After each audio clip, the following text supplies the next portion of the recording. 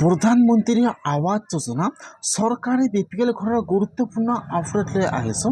সেইটো আপডেট হ'ল যদি আপোনালোকৰ জিঅ'টেক হৈ গৈছে বা যিসকলৰ জিঅ'টেক ভেৰিফাই হৈ গৈছে সকলোৰে একাউণ্টত কিন্তু চৰকাৰী ঘৰৰ পইচা সোমাই গৈছে। সেইকাৰণে যদি আপোনালোকৰ জিঅ'টেক হৈ গৈছে আৰু আপোনালোকৰ একাউণ্টত এতিয়াও চৰকাৰী ঘৰৰ পইচা সোমোৱা নাই তেনেহ'লে কিন্তু আপোনালোকৰ নামটো ৰিজেক্ট হৈ গৈছে। এইবাৰ কিন্তু বহুতো মানুহৰ নাম ৰিজেক্ট হৈ গৈছে।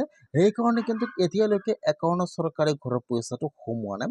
এতিয়া আপোনালোকে চৰকাৰী ঘৰৰ একাউণ্ট ভেৰিফাই লিষ্টটো চেক কৰিব লাগিব যে আপোনালোকৰ নামটো ভেৰিফাই আছে ৰিজেক্ট হৈছে। কেনেকুৱাকৈ আপোনালোকে চৰকাৰী ঘৰৰ এখন ভেৰিফাই লিষ্টটো চেক কৰিব আপোনালোকে আপোনাৰ নিজৰ মোবাইলৰ পৰা। মই আজি এইটো ভিডিঅ'ত আপোনালোকক সম্পূৰ্ণ প্ৰচেছ ষ্টেপ বাই ষ্টেপ দেখুৱাই দি আছোঁ, চাই ল'ব। আৰু যদি আপোনালোকে মোৰ চেনেলত নিউ হয় মোৰ চেনেলটো ছাবস্ক্ৰাইব কৰি ৰাখি দিব। এতিয়া আপোনালোকে এখন ভেৰিফাই লিষ্টটো চাবলৈ হ'লে এতিয়া আপোনালোকে ফাৰ্ষ্ট এইটো অপশ্যনত আহিব লাগিব। আপোনালোকে ফাৰ্ষ্ট এইটো অপশ্যনত আহি যাব PMAYC। হোৱাৰ পিছত আপোনালোকে এতিয়া আৱাজ শ্বপত ক্লিক কৰিব। তাৰপিছত আপোনালোকে এতিয়া ৰিপৰ্টৰ ওপৰত ক্লিক কৰিব। মই কিন্তু আপোনাৰ সুবিধাৰ কাৰণে অপশ্যনৰ লিংকটো মোৰ ডিছক্ৰিপশ্যনত দি দিছোঁ। ডাইৰেক্ট ক্লিক কৰি এইটো অপশ্যনত আহি যাব। হোৱাৰ পিছত ইয়াত চাব, ইয়াত যিটো এপ নম্বৰত অপশ্যন দিয়া থাকিব EFMS ৰিপৰ্ট, ইয়াত যিটো এপৰ 3 নম্বৰ অপশ্যন দিয়া থাকিব বেনিফিচিয়াৰিজ ৰেজিষ্টাৰ একাউণ্ট এণ্ড ফৰজন ভেৰিফাই।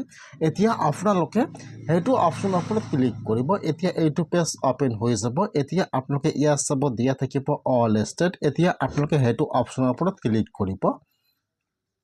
আপোনালোকে ফাৰ্ষ্ট ইয়াত ষ্টেট নাম চিলেক্ট কৰি লৈ ল'ব, ষ্টেট নাম আসাম।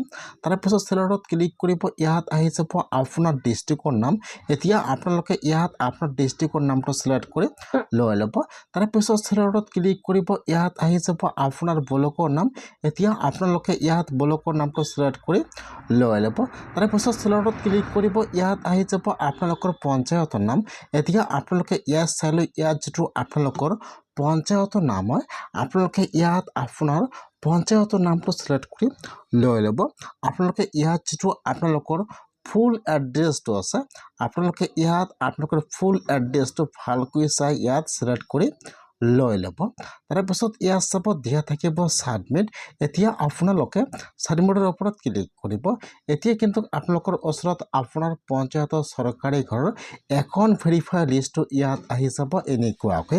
ফাৰ্ষ্ট ইয়াত আহি যাব আপোনাৰ ঘৰৰ ৰেজিষ্ট্ৰেশ্যন নম্বৰ। তাৰপিছত ইয়াত আপোনালোকৰ ফুল নেম আহি যাব। তাৰপিছত আপোনালোকে যিটো বেংকৰ একাউণ্ট জমা কৰিছে যদি আপোনালোকৰ বেংকৰ একাউণ্টটো ভেৰিফাই হৈছে তেনেহ'লে কিন্তু ইয়াত বেংকৰ নামটো শ্ব' কৰিব আৰু ইয়াত দেখুৱাই দিব ষ্টেটাছ ভেৰিফাই। আৰু যদি আপোনালোকৰ একাউণ্টটো লিংক হোৱা নাই বা ভেৰিফাই হোৱা নাই তেনেহ'লে কিন্তু ইয়াত আপোনালোকৰ বেংকৰ নামটো শ্ব' নকৰিব আৰু ইয়াত লিখা থাকিব ষ্টেটাছ ৰিজেক্টেড। এইবাৰ কিন্তু বহুতো মানুহৰ নাম ৰিজেক্ট হৈ গৈছে। সেইকাৰণে যদি আপোনালোকৰ জিঅ'টেক হৈ গৈছে আপোনালোকৰ একাউণ্টত এতিয়াও চৰকাৰী ঘৰৰ পইচা সোমোৱা নাই তেনেহ'লে কিন্তু আপোনালোকৰ নামটো ৰিজেক্ট হৈছে। বহুতৰে একাউণ্ট কিন্তু ইয়াত মেপিং নাই সেইকাৰণে কিন্তু একাউণ্টত পইচা সোমোৱা নাই।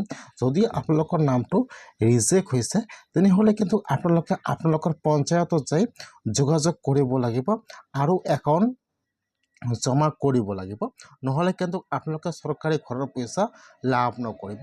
সেইকাৰণে যদি আপোনালোকৰ জিঅ'টেক সম্পূৰ্ণ হৈ গৈছে আপোনালোকৰ একাউণ্টত এতিয়াও চৰকাৰী ঘৰৰ পইচা সোমোৱা নাই তেনেহ'লে অতি সোনকালে আপোনালোকে এখন ভেৰিফাই লিষ্টটো চেক কৰক যে আপোনালোকৰ নামটো ভেৰিফাই আছে ৰিজেক্ট হৈছে। আপোনালোকে এনেকুৱাকৈ চেক কৰক একাউণ্ট ভেৰিফাই লিষ্টটো ৰিজেক্ট হৈছে আপোনালোকে আপোনাৰ পঞ্চায়তত যাই অতি শীঘ্ৰেই যোগাযোগ কৰক, নহ'লে কিন্তু আপোনালোকে চৰকাৰী ঘৰৰ পইচা লাভ নকৰিব।